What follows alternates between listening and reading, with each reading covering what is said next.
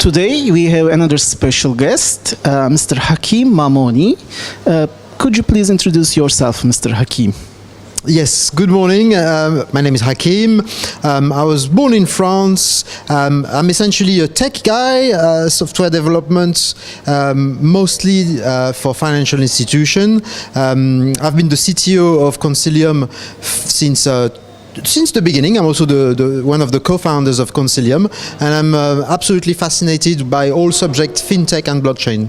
Okay, today we have a training session here in BKM about blockchain. It's told that blockchain is the next biggest revolution, network revolution after the internet. Are you agree with this definition, and how do you describe blockchain from your perspective? Well, blockchain is certainly a very exciting technology, and it's certainly something that could be revolutionary potentially in the future. It is, in a sense, a very new way of distributed database. That I think would be the best way to describe it. And in essence, it enables people who are spread across the world to be able to transact with one another.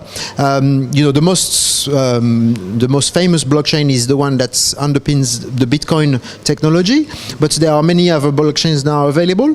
Some of them are available to the public, and some of them will be available for mostly financial institutions.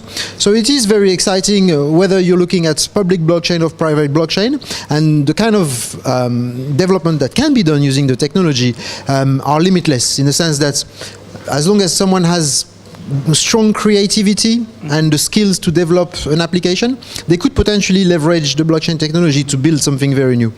At this point, too many companies, not only from banking or financial institutions, but also the other industries, want to make some development or research about the blockchain. But technically, it's not easy, I understand.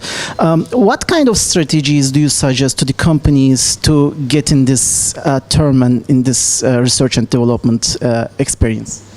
So it is true that today there are not many developers who understand blockchain technology, and that's normal because it's a very new technology. It's only been around since 2009, and it's only become to the forefront of the awareness of financial institutions only since roughly about 2013 or 14, I would say. So as you see, it's not been around for that long, and therefore there hasn't been enough time for many developers to learn about it. Nevertheless, more and more developers every year are learning about the technology. More and more people are building a new platform, new forms of blockchain for potentially financial institutions to look at and leverage.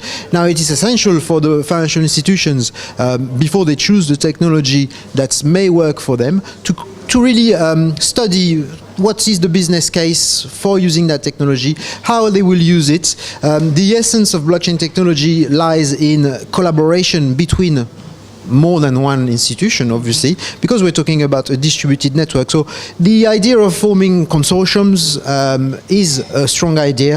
Obviously, with BKM already being a consortium here in Turkey, there is a strong sense for the members of BKM to actually start looking at potentially working together on blockchain projects.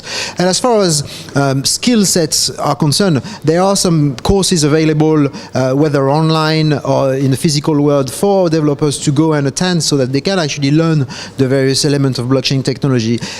And additionally, some blockchains are enabling developers who are coding, say, in Java, for example, to use their existing skills and to develop systems that would leverage their existing coding skills, but with a blockchain. Because a blockchain, at the end of the day, is a database. Thank you very much for your time and for your answers. It's a pleasure. Thank you very much as well.